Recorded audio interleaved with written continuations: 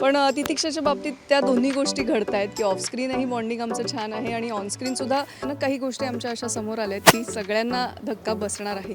नमस्कार, मी दीपाली. लोकमत फिल्मीमध्ये तुम्हा सगळ्यांचं मनापासून स्वागत आहे. 7व्या मुलीची 7वी मुलगी मालिकेच्या सेटवर मी आत्ता आलेली आहे आणि तुम्हा सगळ्यांनाच माहिती आहे महा एपिसोड आहे आणि बरेच ट्विस्ट अँड टर्न्स घडत आहेत मालिकेत आणि माझ्यासोबत तुम्हा सर्वांची लाडकी इंद्राणी म्हणजे श्वेता आहे. स्वागत आहे तुमचं लोकमत फिल्मीमध्ये. थँक्यू.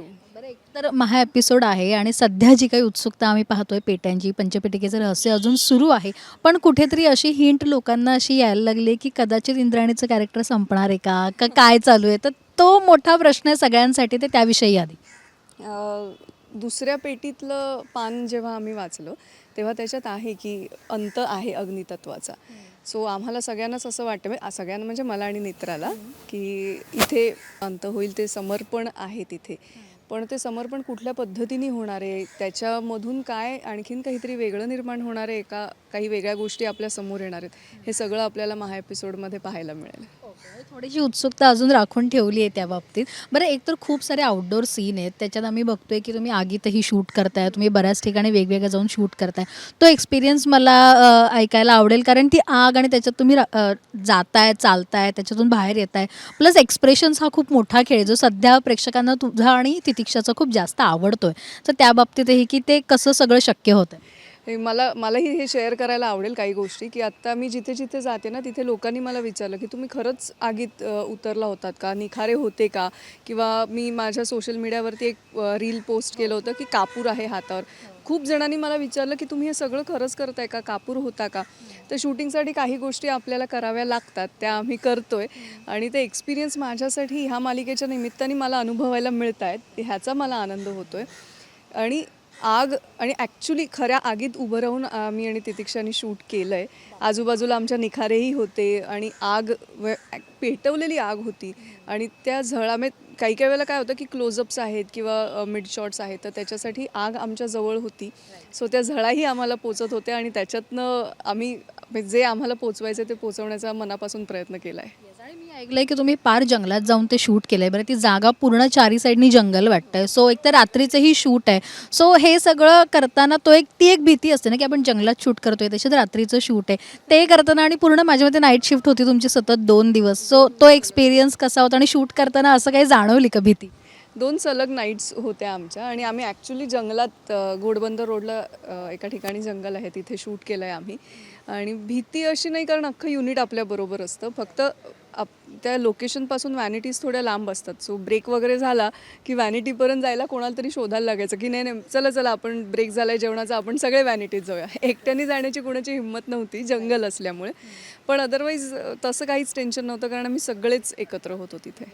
आणि तुमच्या दोघींचं बॉन्डिंग म्हणजे जे आता मला ऑनस्क्रीन दिसते, इंद्राणी आणि नेत्रा, हे बॉन्डिंग जरी आम्हाला ऑनस्क्रीन दिसत असलं तेवढं ऑफस्क्रीनही तुमचं बॉन्डिंग खूप छान आहे. आणि तुम्ही दोघी आम्हाला बऱ्याच वेळेला मेकअप रूममध्ये असो किंवा बाकी ठिकाणी सगळे एकत्र दिसता. सो तितिक्षासोबत ते बॉन्डिंग झाल्यामुळे पण म्हणजे सीन छान करणं तुम्हाला सोपं गेलं. ऑफस्क्रीन बॉन्डिंग आणि ऑनस्क्रीन हे वेगवेगळ्या गोष्टी आहेत. कारण मैत्री आता माझी तुझी मैत्री आहे, पण म्हणून आपण सीन चांगले करू असं नसतं. पण तितिक्षाच्या बाबतीत त्या दोन्ही गोष्टी घडत आहेत की ऑफस्क्रीनही बॉन्डिंग आमचं छान आहे आणि ऑनस्क्रीनसुद्धा जेव्हा गिव्ह अँड टेक असतं ना आर्टिस्टचं, की काय मला सरप्राईज होणार आहे आणि मी काय करणार आहे ज्याच्यामुळे ती सरप्राईज होणार आहे, ते करायला आम्हाला एकमेकींबरोबर खूप मजा येते.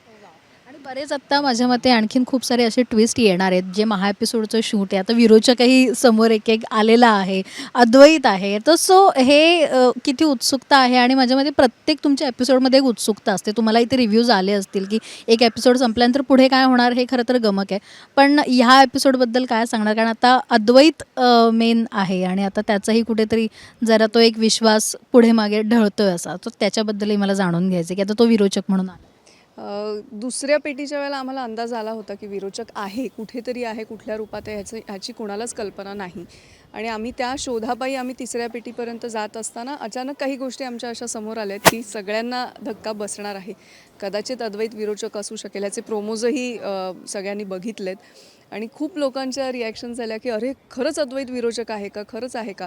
तर आता त्या प्रश्नाचं उत्तर मी तुम्हाला आत्ता देणार नाही. ते तुम्हाला महा एपिसोडमध्ये किंवा त्याच्याही थोडं पुढे आणखीन काही गोष्टी घडतील. महा एपिसोडमधनं काही गोष्टींची उकल होईल, त्याच्यातनं सगळ्या गोष्टी आम्हाला तसं प्रेक्षकांनाही कळतील. आणि आत्तापर्यंत इतके सुंदर सीन झालेत आणि एकतर वेगळी मालिका आहे, कॅरेक्टरही वेगळं आहे तुझं. सो असा असा कुठला सीन आहे की जो करताना खरं तर खूप कस लागला किंवा वाटलं की आता या पॉईंटला थोडी जास्त मेहनत घ्यावी लागेल. आत्तापर्यंतचे एवढे रहस्यमय सीन आहेत, सगळेच छान झाले असतील, पण कुठेतरी असतो ना की ह्या सीनला खूप जास्त मेहनत घेतली, तर तो सीन कोणता होता? ॲक्च्युली तू म्हणालीस तसं सगळेच सीन आमच्यासाठी खूप टफ असतात, म्हणजे फिजिकली पण, इमोशनली पण, मेंटली पण. कारण घरी जाताना आम्ही दिवसभर ज्या चक्रातून गेलो आहे ना, ते बॅगेज आमच्याबरोबर राहतं आणि रात्रभर तो विचार आमच्या मनात कुठे जरी ठरवलं की नाही करायचा तरी तो चालू राहतो. पण सगळ्यात काय म्हणायचं बरं, डिफिकल्ट असं नाही, पण जड सीन असा होता जिथे पद्माकरला मी दरीत ढकलते आणि त्याच्यानंतर मी जेव्हा खाली टेकते तेव्हा मनोरमाच्या मांडीवर डोकं टेकते. आणि आई गेल्यानंतर आई मला आजपर्यंत दिसलेली नाही आहे, पण त्या क्षणाला तिचं कार्य पूर्ण केलं मी. तिच्यासाठी जे करायचं होतं मला ते पूर्ण केल्यानंतर जेव्हा मला आई दिसते आणि ती माझ्या डोक्यावरनं हात फिरवते ना, तो क्षण खूप जड होता. आणि आता मनोरमांचा विषय निघाला म्हणून एक की बऱ्याच सीनमध्ये समोर कोणी नसतं, पण तुम्हाला तो ॲक्ट करायचा असतो, त्या व्यक्तीसोबत ते भाष्य करायचं असतं, संवाद साधायचा असतो. ते एक ॲक्टर म्हणून किती कठीण असतं का आता ते बऱ्यापैकी म्हणजे आता प्रेक्षकांनाही बरेच प्रश्न पडतात की आता ती नाही आहे तिथे, अचानक ती दिसते.